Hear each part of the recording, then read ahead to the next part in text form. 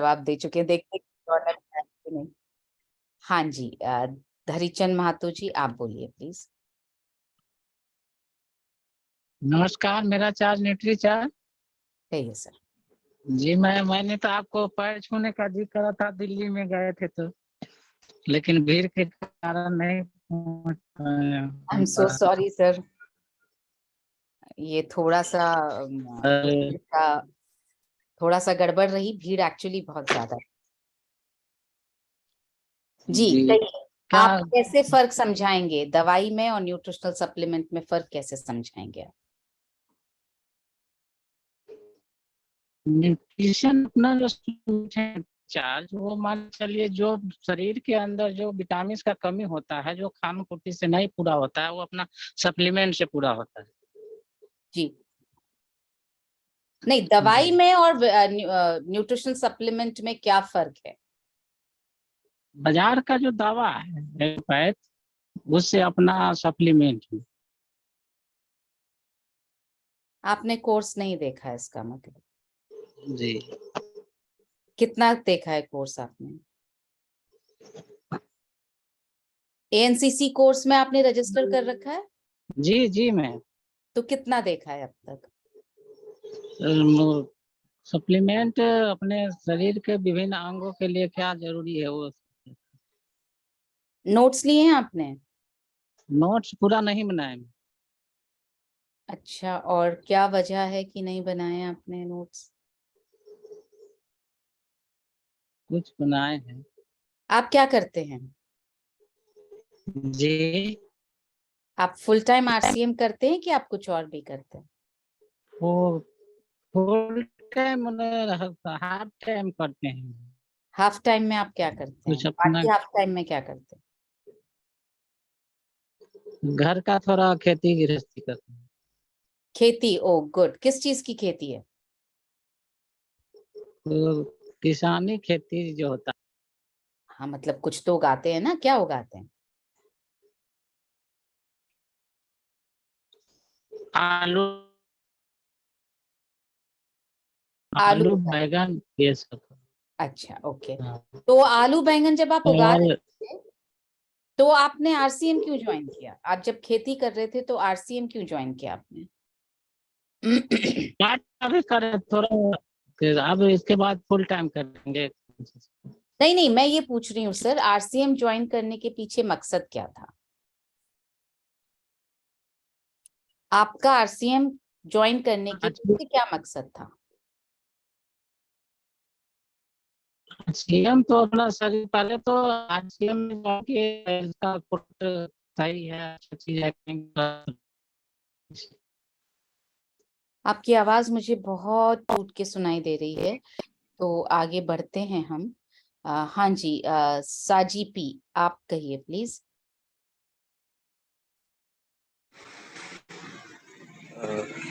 DRCM जय RCM sir.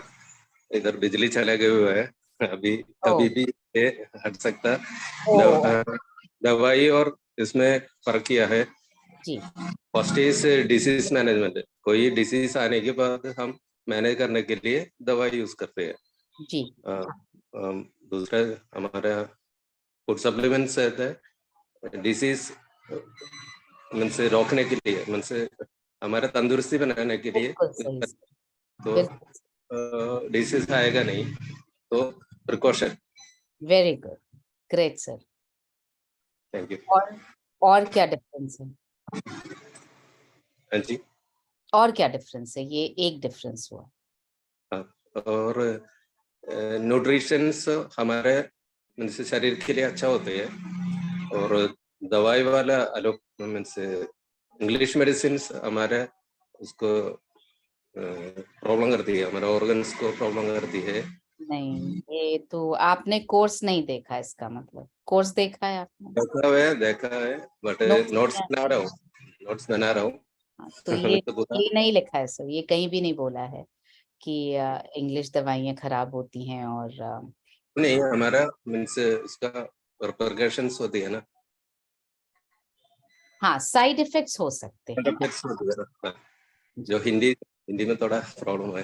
Okay okay okay, no problem sir, thank you so much. तो Saji sir ने 2 differences बताए। पहला ये बताया कि डिजीज मैनेजमेंट के लिए हम दवाइयों का उपयोग करते हैं, मतलब बीमार होने के बाद हम दवाइयों का उपयोग करते हैं किसी भी बीमारी को मैनेज करने के लिए या उस बीमारी को ठीक करने के लिए।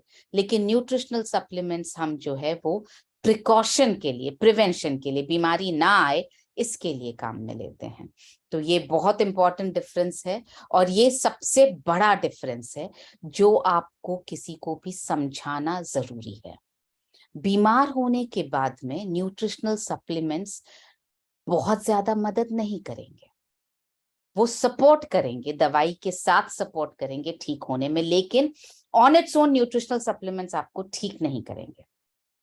बीमार होने के बाद दवाई की जरूरत पड़ेगी ही, लेकिन बीमार होने से पहले, बीमार होने से बचने के लिए न्यूट्रिशनल सप्लीमेंट्स ही सपोर्ट करेंगे, उसमें दवाई आपको सपोर्ट नहीं करेगी।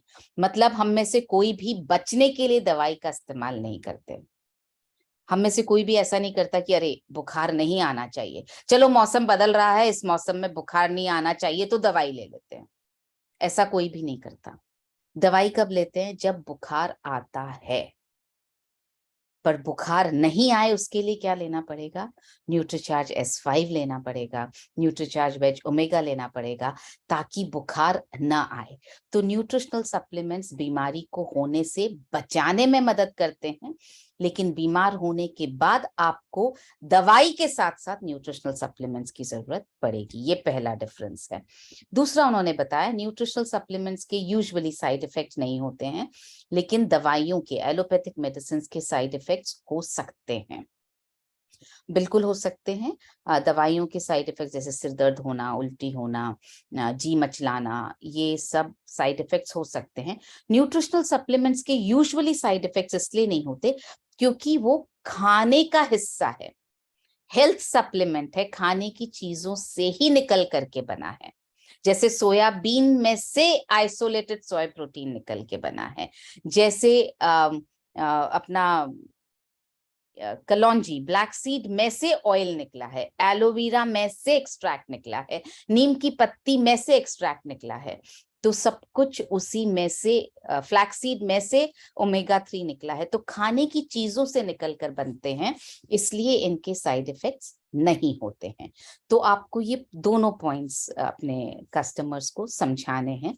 आगे बढ़ते हैं तो सुजीत सूर्यवंशी सर, आप बताएं और क्या डिफरेंस होता है दवाई और न्यूट्रिशनल सप्लीमेंट में? और डिफरेंस ये है मैडम कि फूड सप्लीमेंट को लेने के लिए डॉक्टर के पर्ची की जरूरत नहीं पड़ती। Lovely, very good. इस पे FSSAI का लाइसेंस मतलब मुहर रहता है, जो ये सिद्ध करता है कि ये कोई दवाई नहीं है, ये मतलब हमारे फूड के पूर्ति करने के लिए जो भी कमी रहती है, जैसे हमको बताया जाता है कि अपने शरीर को 7 पोषक तत्व की जरूरत है, जिसमें पानी आता है, फैट आता है, कार्बोहाइड्रेट, प्रोटीन, विटामिन, मिनरल और फाइबर। तो अक्सर क्या होता है कि हमारे शरीर को फैट, कार्बोहाइड्रेट और पानी, ये तीनों तो भरपूर मात्रा में मिल जाता है, लेकिन प्रोटीन, विटामिन, मिनरल, फाइबर की न तो मात्रा मिलती है उतनी, न हमारे शरीर को भूख लगती। तो उसकी पूर्ति के लिए हमको फूड सप्लीमेंट लेना जरूरी होता है। दूसरी बात कि डॉक्टर का जो भी दवा होता है उसका एक कोर्स होता है, मतलब आपको इतने दिन लेना है, ये करना है, लेकिन फूड सप्लीमेंट का कोई कोर्स नहीं होता है। अगर आप स्वस्थ हैं और बिल्कुल स्वस्थ रहना चाहते हैं तो इसको आपको लंबे समय तक लेना। बिल्कुल सही, बिल्कुल सही। Thank you so much, awesome, very good sir. बहुत अच्छे आपने दोनों डिफरेंसेस बताए हैं कि न्यूट्रिशनल सप्लीमेंट के लिए डॉक्टर के पर्चे की जरूरत नहीं होती।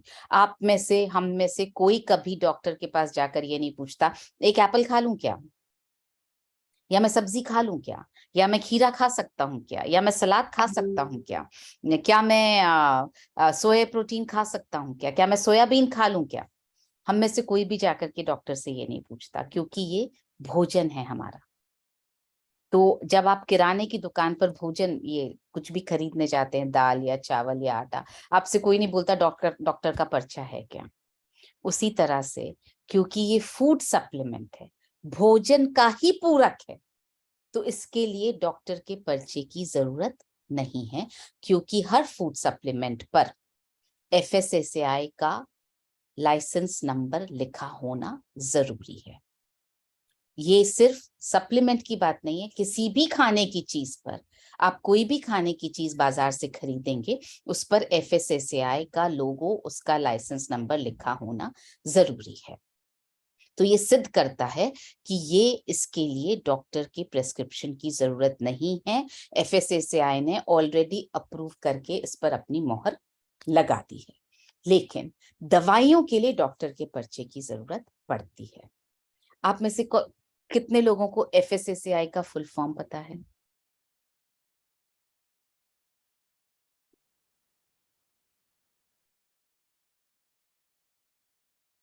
रश्मि जी, मैं आपसे बात इसलिए नहीं कर पाऊंगी क्योंकि आपका चेहरा मुझे नजर नहीं आ रहा है। आप वीडियो ऑन करें तो मैं आपसे बात करूंगी। ओके, कहिए क्या फुल फॉर्म है FSSAI का? Food Safety Standard Authority of India. Very good, very good, awesome, awesome, awesome, great. So Milan sir ने ज्वाइन कर लिया है। And, I'll request Milan sir. Continue on this because इसके बाद कभी होती नहीं है, तो 5 मिनट और बात कर लेते हैं। Okay, sure, sir. Thank you. Very nice, very good. Food safety, Food Safety and Standards Authority of India. इसका मतलब ये है कि खाना सुरक्षित है और खाने का जो स्टैंडर्ड गवर्नमेंट ने डिसाइड किया है, सरकार ने डिसाइड किया है, उसको वो मीट कर रहा है, उस स्टैंडर्ड पे वो खरा उतरता है। तो ये FSSAI जो है वो अपनी मोहर एक तरह से लगा देती है लाइसेंस दे करके कि ये सप्लीमेंट या ये प्रोडक्ट जो है वो मार्केट में बेचा जा सकता है बिना किसी प्रेस्क्रिप्शन के। जैसे आप बिस्किट खरीदने जाएंगे, आप नमकीन खरीदेंगे, आप कोई भी खाने की चीज खरीदेंगे, तो उसमें डॉक्टर के प्रेस्क्रिप्शन की जरूरत नहीं पड़ती है। तो उसी तरह से दवाई के लिए डॉक्टर के प्रेस्क्रिप्शन की जरूरत पड़ती है, मगर फूड सप्लीमेंट, न्यूट्रिशनल सप्लीमेंट के लिए डॉक्टर के प्रेस्क्रिप्शन की जरूरत नहीं है। दूसरी जो उन्होंने बात कही सुजीत सर ने, वो ये कही कि दवाइयों का एक कोर्स होता है, मतलब एक लिमिटेड पीरियड के लिए ली जाती है। आपने सुना होगा एंटीबायोटिक लेना है तो 5 दिन का ये कोर्स लेके वापस दिखाने आना। डॉक्टर क्या बोलता है, 5 दिन तक ये ले लीजिए, वापस दिखाइएगा। आपको कोई भी ऐसी प्रॉब्लम है, जुकाम है, 7 दिन ये दवाई ले लीजिए, वापस दिखाइएगा। तो उसका कोर्स होता है। वर्ड क्या यूज करते हैं, ये 7 दिन का कोर्स लेना जरूरी है, ये 1 महीने का कोर्स लेना जरूरी है। तो एक लिमिटेड पीरियड ऑफ टाइम के लिए, एक सीमित समय के लिए दवाइयों का उपयोग होता है, उसके बाद वो बंद कर दी जाती है। ऐसा नहीं है कि डॉक्टर्स विटामिन सजेस्ट नहीं करते हैं। जैसे डॉक्टर्स बी कॉम्प्लेक्स सजेस्ट करते हैं, डॉक्टर्स विटामिन ए सजेस्ट करते हैं, डॉक्टर्स मल्टीविटामिन भी सजेस्ट करते हैं, लेकिन एक सीमित समय के लिए सजेस्ट करते हैं। 1 महीने के लिए सजेस्ट करेंगे, उसके बाद वो बंद करवा देते हैं। वो इतने सीमित समय के लिए सजेस्ट इसलिए करते हैं ताकि वो जो दवाइयां दे रहे हैं, उन दवाइयों के सपोर्ट में वो विटामिन्स और मिनरल्स उस बीमारी को ठीक करने में मदद करें, क्योंकि डॉक्टर का फोकस बीमारी को ठीक करना ही है। डॉक्टर का फोकस ये है ही नहीं कि आप बीमार ना हो, क्योंकि कोई भी इंसान बीमार होने से पहले डॉक्टर के पास नहीं जाता है। तो इसलिए सीमित समय के लिए दवाइयां दी जाती हैं, लेकिन न्यूट्रिशनल सप्लीमेंट्स जो हैं वो उम्र भर, जिंदगी भर स्वस्थ रहने के लिए लिए जाने जरूरी हैं, क्योंकि वो भोजन का ही हिस्सा है, भोजन का पूरक है। ये चारों चीजें बहुत इंपॉर्टेंट हैं। और अगर आप किसी को समझाना चाहें तो आप शुरुआत कैसे करेंगे? मुझे ऐसा लगता है, मेरा एक्सपीरियंस ये है कि जब आप बिल्कुल एक साधारण भाषा में बात करना शुरू करते हैं, तब आप उन्हें बता पाते हैं प्रैक्टिकली कि कहाँ पे गड़बड़ हो रही है खाने में। जैसे आप अगर किसी के सामने बैठे हो तो उनसे सिर्फ ये पूछिए, आज नाश्ते में क्या खाया आप? चलिए प्रैक्टिकल करके देखते हैं। सुजीत सर, आपने नाश्ते में आज क्या खाया? नाश्ते में आज वो अपना प्रोटीन किया मैंने। आपने पीवी प्रोटीन शेक पिया? ओके, आप तो अच्छे वाले इंसान है ना। मैं कुछ खराब वाला कस्टमर, मतलब जो अनहेल्दी वाला कस्टमर ढूंढ रही हूँ। आप तो हेल्दी वाले कस्टमर निकले। अनहेल्दी वाला कस्टमर कौन? रामविलास जी, आप अनहेल्दी कस्टमर बन जाइए। जी मैम, वैसे तो जनरली नाश्ते में लोग अपना रोटी है या भुजिया है, हलवा है, ये सारे करते हैं सुबह सुबह। किसी एक चीज पे रहते हैं। रोटी भुजिया खाई, ठीक है। जी मैंने आपसे पूछा आज नाश्ते में क्या खाया, आपने बोला रोटी और भुजिया खाई। अब मैं नेक्स्ट सवाल ये पूछूंगी, आपका पेट भरा? जी हाँ, यकीनन रोटी भुजिया खाने से पेट भरा। पर आप मुझे ये बताइए, आपने सोचा क्या कि कितना इसमें प्रोटीन मिला, कितना इसमें आपको विटामिन मिले, कौन से मिनरल्स मिले, फाइबर कितना मिला? ये सोचा क्या आपने? जी नहीं, बिल्कुल नहीं। अभी सोचते हैं, रोटी में क्या मिला सबसे ज्यादा? रोटी में कार्बोहाइड्रेट मिला। कार्बोहाइड्रेट।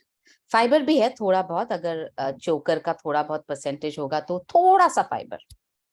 प्रोटीन इतना सा, मतलब गेहूं में जो थोड़ा सा प्रोटीन होता है वो भी खराब क्वालिटी का होता है, बट होता है। तो थोड़ा सा प्रोटीन मिला, थोड़ा सा फाइबर था, ढेर सारा कार्बोहाइड्रेट था, विटामिन और मिनरल्स नहीं के बराबर थे।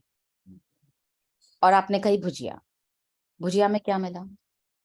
भुजिया में आलू की भुजिया है या कोई हरी सब्जी, फूल गोभी है, बंधा गोभी है, किसी चीज की, वो भी फ्राई करके अच्छी क्वालिटी में सौंदा लगना चाहिए। बिल्कुल, तो उसमें सब्जी बनाई तो फ्राई ज्यादातर करके बनाई जी।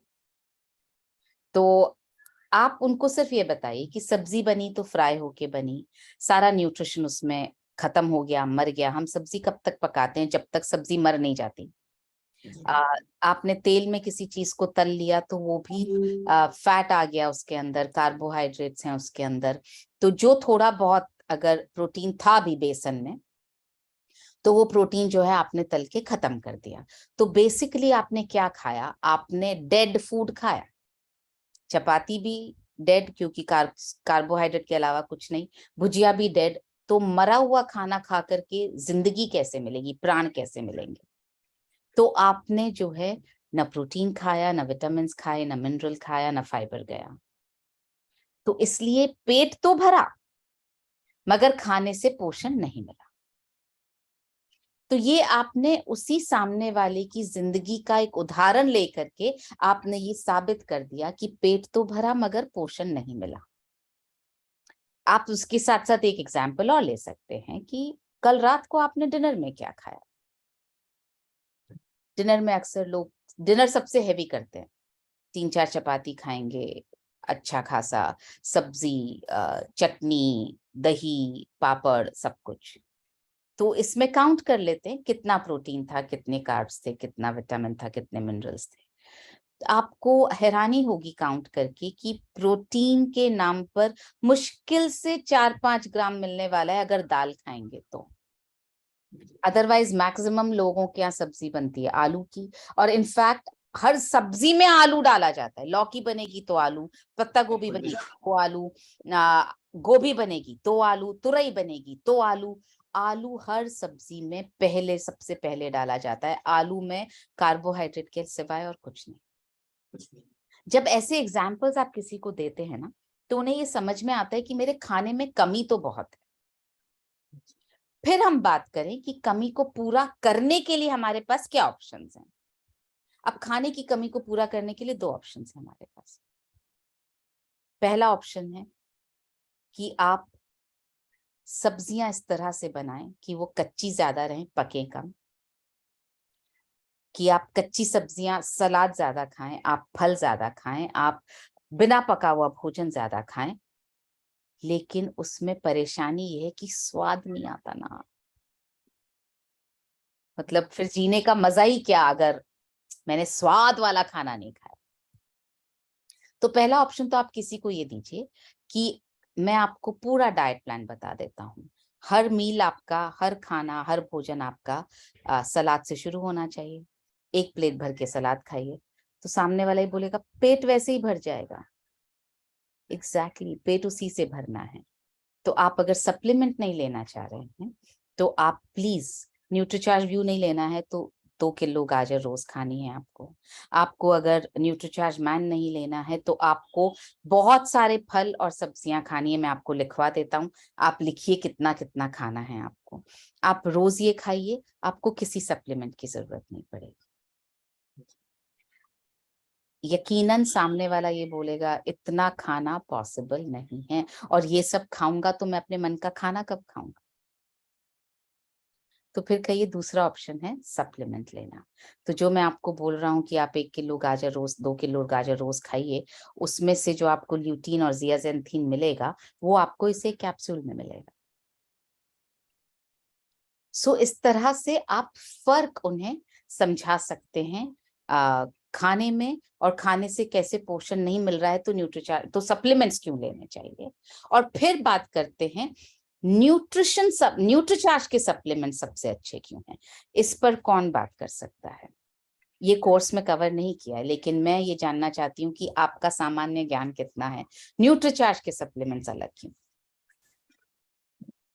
सप्लीमेंट उसी को उस कंपनी को लेना चाहिए जो ब्रांडेड हो, जिस पर विश्वास हो, और जो भारत या किसी भी सरकार का, कहीं भी सरकार का उसमें मुहर लगा हो कि ये स्टैंडर्ड है और खाने योग्य है। Very good. तो उस ढंग का सप्लीमेंट को चुनना चाहिए सबसे पहले। और बाकी समझदारी इसी में है कि जो इस तरह का चुन कर लेगा और जान परख कर लेगा कि ये चीज अच्छी है, तो उसका स्वास्थ्य भी अच्छा रहेगा और उसमें जो पोषक तत्व लिखा गया उतना मिलेगा। इसलिए विश्वसनीय और ये वेरीफाइड जहाँ जिस देश में है उस देश के सरकार के साथ होना चाहिए। बिल्कुल, और आई एम ग्लैड कि आपने ये जो पॉइंट कवर किया वो कोर्स में कवर किया है हमने, कि आपको न्यूट्रिशन सप्लीमेंट्स चूज कैसे करने चाहिए। तो उस कंपनी के चूज करने चाहिए जो पूरी तरह से विश्वसनीय हो और जिसका भारत सरकार समर्थन करती हो, जो बहुत बिल्कुल सही कहा आपने। कुछ और पॉइंट्स पर इस पर आगे बात करते हैं कि सप्लीमेंट कैसे चूज करने चाहिए और क्या उन पर न्यूट्रीचार्ज खरा उतरता है। हाँ जी, नसीम अहमद जी आप कहिए।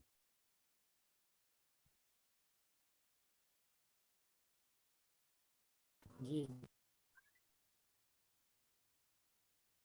कहिए सर। नहीं, आपकी आवाज नहीं आ पा रही है।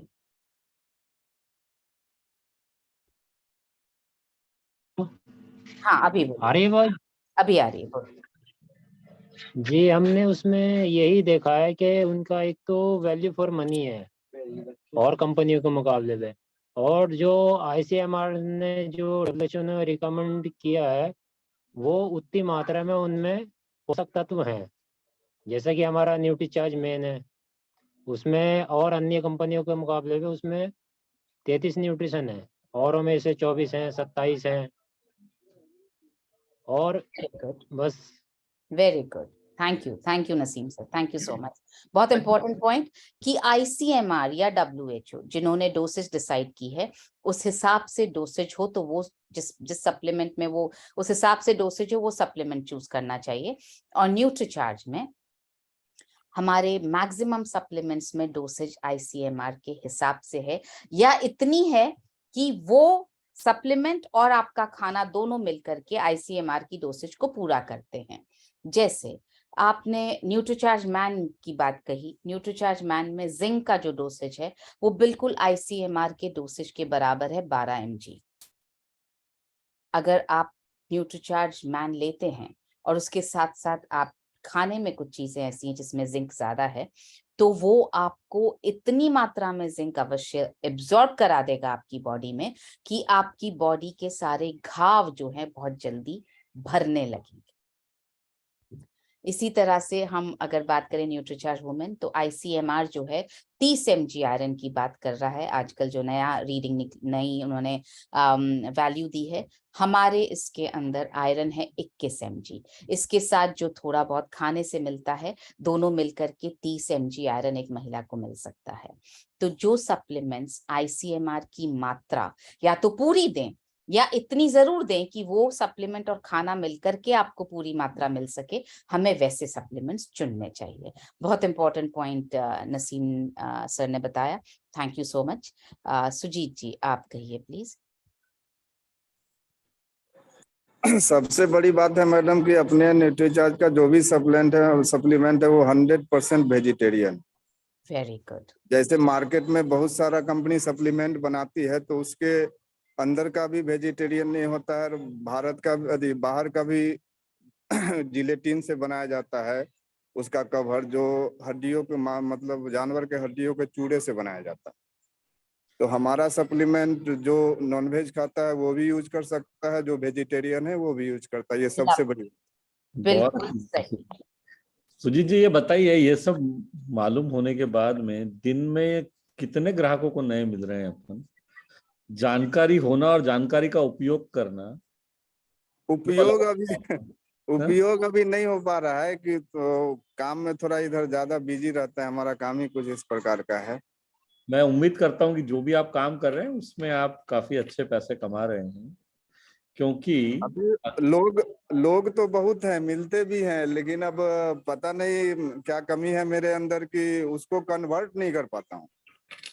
कन्वर्ट इसलिए नहीं कर पाते हैं क्योंकि कहीं ना कहीं पे जो कोर्स में सिखाया जा रहा है उसको हम पूरा उपयोग में नहीं ला रहे हैं, अमल नहीं कर रहे हैं। क्योंकि मैं अभी इतनी देर से सुन रहा था, सबके पास इतना नॉलेज है, फिर वो कन्वर्ट क्यों नहीं होता है बिजनेस में? जैसे मान लीजिए कि दो लोग हैं, एक को पढ़ना नहीं आता है, पढ़ना लिखना नहीं आता है, दूसरे व्यक्ति को आता है लेकिन वो पढ़ता लिखता नहीं है, तो दोनों में कुछ अंतर रहेगा क्या? भाई जो चीज आपको आती है पर आप करोगे ही नहीं, तो उस व्यक्ति के कंपैरिजन में जो जिसको आती नहीं है आप पर, वो तो बराबर हो गए ना।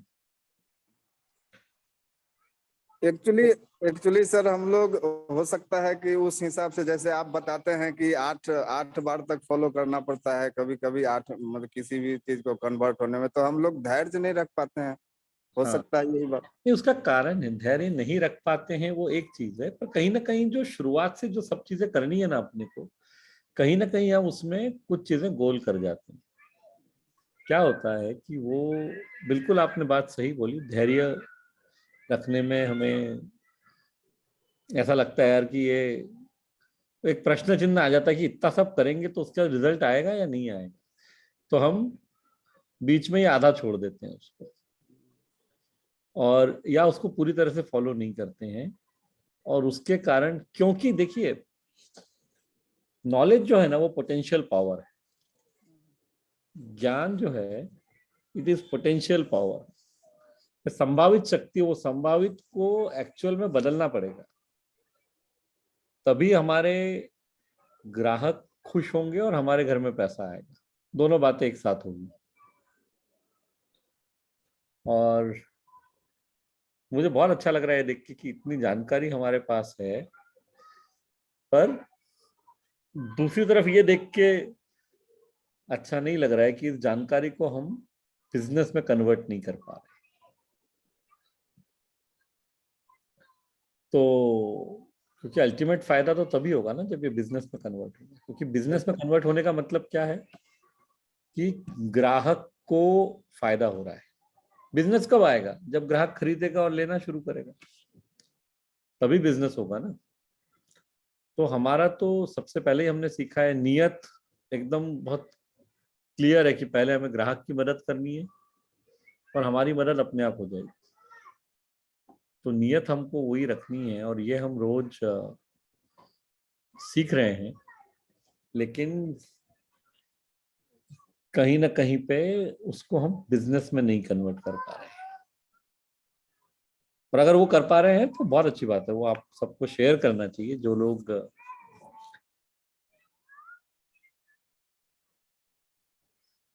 So Manisha, are you pleasantly surprised that people know so much about nutrition supplement? Yeah. Seriously pleasantly surprised. इस पे मुझे क्या लगता है, ये और एक इंटरेस्टिंग चीज हो सकती है, कोर्स में ना पहले न्यूट्रिशन है और बाद में सेलिंग है। मुझे लगता है ये उल्टा कर दिया है, इसको उल्टा करना चाहिए, मतलब पहले सेलिंग होना चाहिए और बाद में न्यूट्रिशन होना चाहिए, क्योंकि तब लोग बट सेल करेंगे क्या? तो पहले सेलिंग आगे। नहीं सेल करेंगे नहीं, वो बात इसीलिए लॉजिकली हमने न्यूट्रिशन पहले रखा है। लेकिन प्रॉब्लम क्या हो रहा है पता है सम्राट सर, लोग आगे जा ही नहीं रहे। लोग न्यूट्रिशन देख के तृप्त हो जा रहे हैं कि बहुत देख लिया, अभी और क्या देखना है और क्या करना है। इसके कारण पूरा नहीं हो पा रहा है, जो सर्कल पूरा होना चाहिए वो सर्कल पूरा नहीं हो पा रहा है। स्वाभाविक बात है जो सम्राट सर कह रहे हैं कि अगर ये नहीं बताएंगे कि न्यूट्रिशन क्या होता है तो न्यूट्रिशन बेचेंगे कैसे। लेकिन हम उतना जान ले रहे हैं और आगे की चीज के ऊपर हम पूरा फोकस नहीं कर रहे हैं, क्योंकि इस देश में कम से कम 25 से 30 करोड़ लोगों को न्यूट्रिशन की आवश्यकता है, और आज की तारीख में सारी न्यूट्रिशन कंपनियां मिलके 1 करोड़ ग्राहक भी नहीं है। अपॉर्चुनिटी इतनी बड़ी है। मिलिंद, आपका डेटा गलत है। Almost 80% of Indians are nutrition deficient, so that is 100 crore. हाँ, नो मैं तो कह रहा हूँ can afford, there are 100 crore people who need. पर जो हम भाई जो प्राइस पे आज हम who can afford is 30 crore. मैं तो अफोर्डेबिलिटी के हिसाब से बात करता हूँ ना, क्योंकि अपना जो मैट्रिक्स है, जरूरत तो पूरे 140 करोड़ को है। अब उसमें से 100-125 करोड़ को तो डिफिशियंसी है, प्रोटीन की डिफिशियंसी तो 91%। सवाल यह है कि 3,000 रुपए महीने का प्रोटीन कितने लोग अफोर्ड कर सकते हैं, या 2,500 रुपए महीने का, वो भी संख्या 30 करोड़ है जो अफोर्ड कर सकते हैं। और अफोर्ड करने वालों में से आज सारी कंपनियां मिलके मुश्किल 1 करोड़ लोगों के पास भी नहीं पहुंच पा रहे हैं। मतलब कितना बड़ा मार्केट है आप सोच लीजिए। और हम इस चिंता में, हम इसमें लगे हुए हैं कि हमको ग्राहक नहीं मिल रहे। तो ग्राहक तो हर जगह हैं, हम सिर्फ उनके पास जा नहीं रहे हैं, ये वाली प्रॉब्लम है। और जा क्यों नहीं रहे हैं? क्योंकि एक तो हम सही तरीका सीख नहीं रहे हैं हमारे पास होने के बावजूद, और दूसरा हमें ना सुनने में डर लगता है, इसलिए हम जाते नहीं। दिक्कत वहां पे है। तो इतना बड़ा अगर अवसर है, अगर इतनी बड़ी जानकारी हमारे पास है, सब कुछ होते हुए भी, सो ग्रेट। चलिए, सो लेट्स कम टू, कुछ लोगों ने हाथ खड़ा किया। नसीम जी, आपने हाथ खड़ा किया हुआ है, आप कुछ कहना चाह रहे हैं?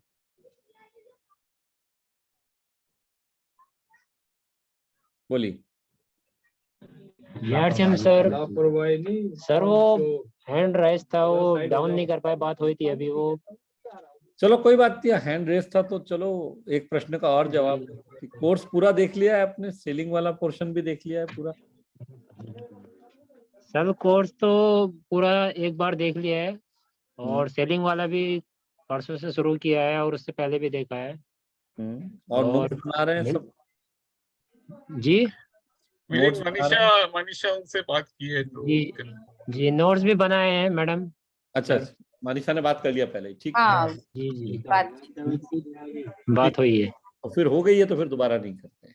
नहीं, ये डाउन नहीं हो रहा है, पता नहीं। इसका टेंशन मतलब हम पूछेंगे, अब आपने बता दिया है तो आपसे जबरदस्ती नहीं पूछेंगे ना। जी दुलीचंद जी, जब तक वीडियो बंद है तब तक तो बात हो नहीं पाएगी। और okay, see so the point is that आप में से कई साथी जो एग्जाम पास कर चुके हैं, उनके लिए भी कोर्स को रेगुलरली रिवाइज करना बहुत जरूरी है। क्योंकि जैसे कल हमारी बात हुई थी सुबह, तो कोर्स पास करने के बावजूद भी हमको चैलेंजेस आ रहे हैं, क्योंकि सीखी हुई चीज को अप्लाई करते समय हम कहीं ना कहीं कोई चीज मिस कर रहे हैं। और ये ट्यूटोरियल सेशन हो क्यों रहे हैं? एक्सपर्टिफाई के लिए बहुत आसान है कि कोर्स आपको दे दिया है, आपने पैसे भी भर दिए हैं, आप लोग देखें ना देखें, ये ट्यूटोरियल करने की आवश्यकता नहीं रहेगी ना। पर ये क्यों किए जा रहे हैं? ताकि जो चैलेंज आपको आ रहा है बिजनेस करने में, उसको सॉल्व किया जा सके। तो चैलेंज आ रहा है, ये पहला प्रश्न है। चैलेंज आ ही नहीं रहा है तब तो बहुत ही खुशी की बात है। लेकिन अगर चैलेंज नहीं आ रहा है तो क्या घर में 10, 20, 25, 50 हजार रुपए इनकम आ रही है न्यूट्रिशन सप्लीमेंट बेचने के कारण? वो होना चाहिए, वो भी नहीं हो रहा है। तो अब कैसा होता है, वो जब हम बचपन में गणित पढ़ते थे ना स्कूल में, तो हमारे एक मास्टर साहब हुआ करते थे, वो हमारे मजे ये बोल के लेते थे कि यार देखो, आपको जब सिंपल सवाल दे दो तो आप बोलते इसको क्या करना है, तो बहुत सीधा है, इसको करने में क्या मजा आएगा। और कठिन दे दो तो बोलते यार ये तो करते ही नहीं बनता है। तो कुल मिला के आप कुछ भी नहीं करते। सिंपल दे दिया तो इसलिए नहीं करते हुए, इसमें क्या है, 2 + 2 4 होता है, इसमें क्या बताना। और कठिन दे दिया तो बोले यार तो करते ही नहीं बन रहा है, इसलिए भी नहीं करते। तो कुल मिला के आप कुछ नहीं करते। वैसा ही हम लोग जिंदगी में कर रहे हैं कि कहीं ना कहीं पे हम एक्शन पूरी नहीं ले रहे हैं। चलो मुझे एक बार ये पूछना है, कितने लोगों ने एग्जाम अटेम्प्ट कर लिया अभी तक? वो हाथ खड़ा करें एक बार। अभी करीब 75-80 लोग हैं अपने साथ। कितने लोगों ने एग्जाम अटेम्प्ट किया है? वो सभी लोग हाथ खड़ा करें। आवाज ही नहीं आ रही मेरी, क्या बात कर रहे हो? आवाज तो आ रही है यार। आ रही है। आप कितने लोगों ने एग्जाम दे दिया है? How many people have attempted the exam? Can we please raise hand digitally? 75 लोगों में 2, 3, 4, 5, 6, 7, 8। दुलीचंद जी बोलेंगे मेरा हाथ पहले से ही खड़ा था तो इसके लिए था कि नहीं पता नहीं, इसलिए। चलो उनको नहीं गिनते तो भी 8 लोग हैं। ओके, बस ठीक, चलिए बाकी अभी। सब तैयारी कर रहे हैं। अच्छा कोई बात नहीं, अब अगला प्रश्न पूछेंगे ना सर अपन की। अगला प्रश्न ये है, सबके फीडबैक क्लियर हो गए। कितने लोगों ने पास कर लिया है? जो 8 लोगों ने एग्जाम दिया है उसमें से कितने लोगों ने एग्जाम पास कर लिया? 1, 2, 3 पास कर लिया एग्जाम। Very good. दिया है उसमें हाथ नहीं खड़ा किया था, लेकिन पास कर उसमें हाथ खड़ा कर दिया। ये बहुत इंटरेस्टिंग है, बिना एग्जाम दिए पास कर लिया। चलो 2 लोग 8 में से। तो बाकी लोग अब समय ले रहे हैं, मतलब तैयारी कर रहे हैं। अभी पता है तैयारी क्यों कर रहे हैं? क्योंकि एक बार तो देखिए समझ में आ गया कि कोर्स देखे बिना होगा नहीं चलेगा, देखना तो पड़ेगा। और इसलिए कोर्स देखने की फ्रीक्वेंसी भी लोगों की बढ़ गई है। और दूसरा, तैयारी इसलिए भी कर रहे हैं क्योंकि बिना तैयारी के अगर एग्जाम दिया और 3 बार हो गए तो 295 रुपए भरने पड़ेंगे। इसलिए भी अब ये डर लग रहा है कि तैयारी के बाद ही दिया जाए, है ना। और बहुत अच्छी बात है, तैयारी करके ही देना चाहिए, कोई प्रश्न नहीं है। सवाल ये है कि कितने समय की तैयारी की जरूरत है, रोज हमें कितना देखना चाहिए जिससे कि हमारी तैयारी 1 महीने 2 महीने में पूरी हो जाए। चलो हाथ एक बार फिर से नीचे करते हैं, एक अलग प्रश्न पूछते हैं।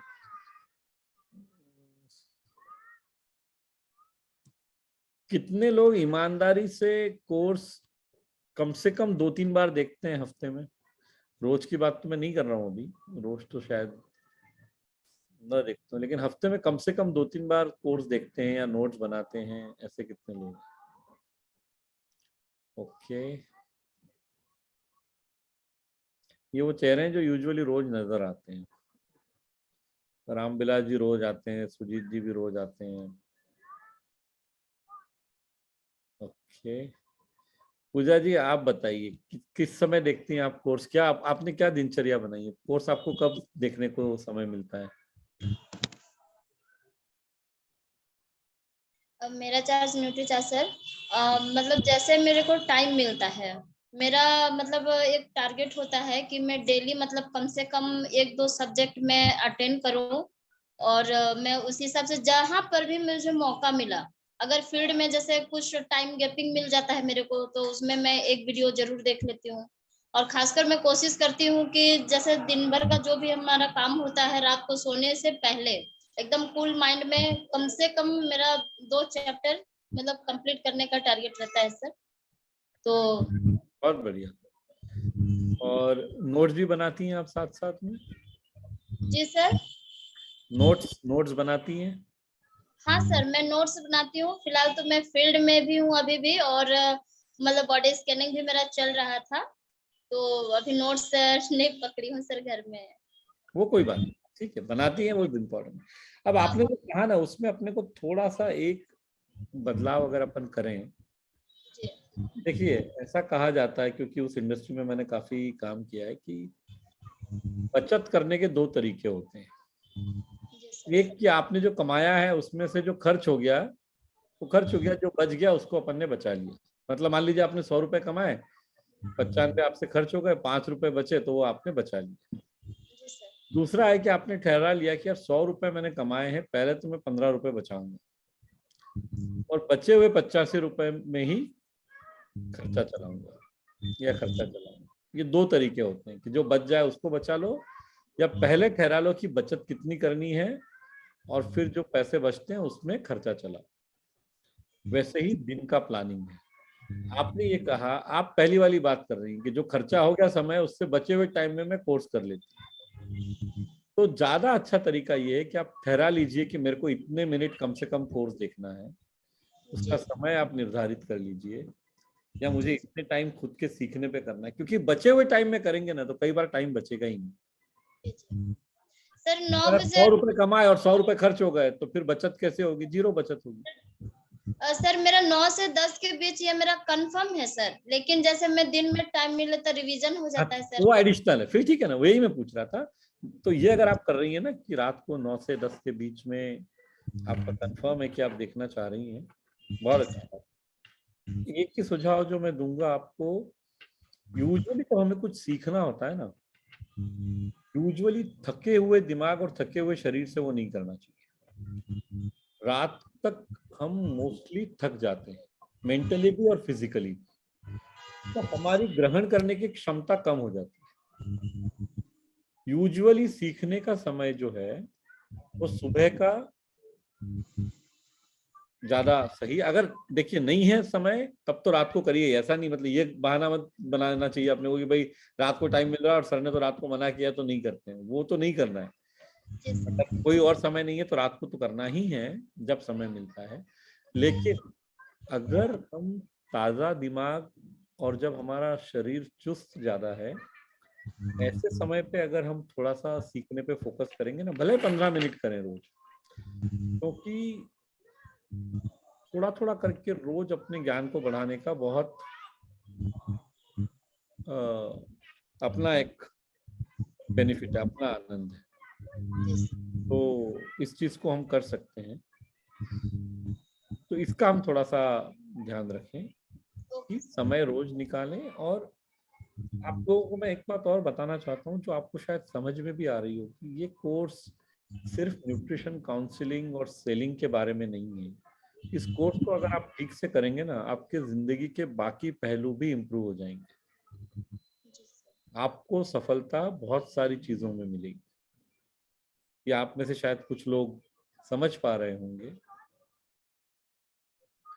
तो भले इस कोर्स का नाम एडवांस न्यूट्रिशन काउंसलिंग कोर्स है, और मूलतः इसमें न्यूट्रिशन सप्लीमेंट क्यों जरूरी है और न्यूट्रिशन सप्लीमेंट्स कैसे बेचना है, इस बारे में बात की गई है। लेकिन अगर आप सारी बातें को ठीक से समझेंगे तो ये आपको एक बेहतर इंसान बनने में मदद करेगा, जिसको कि लोग पसंद करते हैं, और आपकी पूरी जिंदगी इससे बदल सकती है। तो उस परिप्रेक्ष्य में भी आपको इसको देखना चाहिए, उस पर्सपेक्टिव से भी आपको इसको देखना और सीखना चाहिए यहाँ से। अच्छा, आइए रामबिलास जी, आपने हाथ खड़ा किया तो आपकी बात सुन लेते हैं। जी सर। कब देखते हैं आप कोर्स? आप तो टीचर हैं तो मैं मॉर्निंग में मैं देखता हूँ सर। सो कर उठता हूँ तो सबसे पहले स्कूल कितने बजे जाना होता है आपको? सर स्कूल हम 9:30 बजे तैयार थी। हम लोग को 9 बजे से क्लास लगना होता है सर, लेकिन हम 8:45 में यहाँ से निकलते हैं। 15 मिनट लगता है मेरे को स्कूल जाने में सर, पैदल ही मैं जाता हूँ। सुबह का समय है। जी, तो मॉर्निंग में जब मैं जागता हूँ सर, करीब 3:45 बजे प्रतिदिन, तो 15 मिनट या 10 मिनट मैं देख लेता हूँ। इसके बाद में फिर वो स्नान ध्यान करके ज्वाइन करना होता है योगा क्लासेस, और उसके बाद में फिर कंटिन्यू रहते हैं सर। बहुत अच्छी बात। तो अगर आपको ये सुबह जल्दी उठने की आदत है, ये आपको बहुत मदद करेगी, क्योंकि ऐसा कहा जाता है कि जो लोग सुबह जल्दी उठते हैं वो दुनिया से, मतलब 6 बजे से जितना जल्दी आप उठ रहे हो ना, उतना आप दुनिया से हमेशा आगे रहने वाले। 3:45 4 बजे उठने वाला व्यक्ति दुनिया से 2 घंटे आगे रहेगा। जी सर। दुनिया 6 बजे उठती है या उसके बाद उठती है बल्कि, और सुबह का समय आप स्वयं के लिए दे सकते हैं। उस समय कोई डिस्टर्बेंस, सुबह 4 बजे किसी का फोन नहीं आने वाला, सुबह 5 बजे किसी का फोन नहीं आने वाला। जी। सुबह 5 बजे घर का और परिवार का कोई सदस्य ना उठेगा ना आपको डिस्टर्ब करेगा।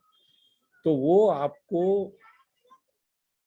जो है सीखने के लिए, और अगर आपने नॉलेज और डिसिप्लिन दोनों चैप्टर्स अगर आपने देखे हैं, उसमें इस सुबह के समय का मैंने इम्पोर्टेंस बताया है कोर्स में, ये बहुत ज़्यादा है। आपको स्वयं के साथ मौका मिल जाता है समय बिताने का। जी। तो ये आप बहुत अच्छा करते हैं अगर आप सुबह जल्दी उठते हैं, और रात को भी जल्दी सोना चाहिए। जो लोग ऐसा कर सकते हैं, they can actually have a fantastic life career. बहुत बढ़िया बात। चलिए 7:59 हो रहे हैं, तो अब आज के लिए हम इसको कंप्लीट कर सकते हैं। आज कल आपको सिर्फ कुछ बातें जानना जरूरी है। Manisha, you want to show the this thing which we sent today, और Narendra can show the communication that was sent today. देखिए, अभी अगले 2 दिन तक कोर्स की फीस, और जितने साथियों ने सेकंड या थर्ड इंस्टॉलमेंट नहीं भरा है या जो नया ज्वाइन करना चाहते हैं, अभी वो डिस्काउंट अवेलेबल है। ये बात आप आपके पूरे नेटवर्क में, आपके सर्कल में, आपके परिवार के लोगों में, मित्रों में, जिनको भी आप चाहते हैं कि वो एडवांस न्यूट्रिशन काउंसलिंग कोर्स करे, उन तक इस जानकारी को पहुंचा दीजिए। जी। बहुत जरूरी है कि हम वहां तक ये जानकारी पहुंचा दें। मैं आपको 1 मिनट में वो दिखा देता हूं, तब तक अगर कोई और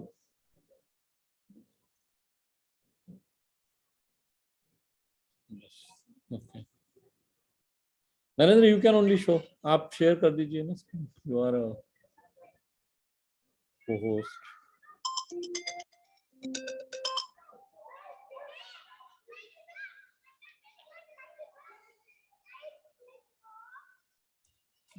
Great. You can share and show your screen.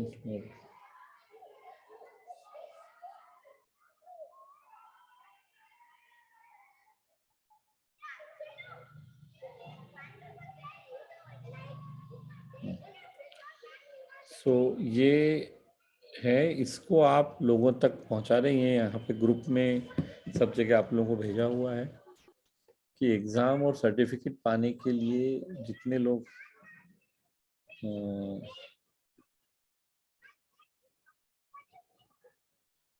चाहते हैं, अपने साथियों तक भी जानकारी को पहुंचा दें, और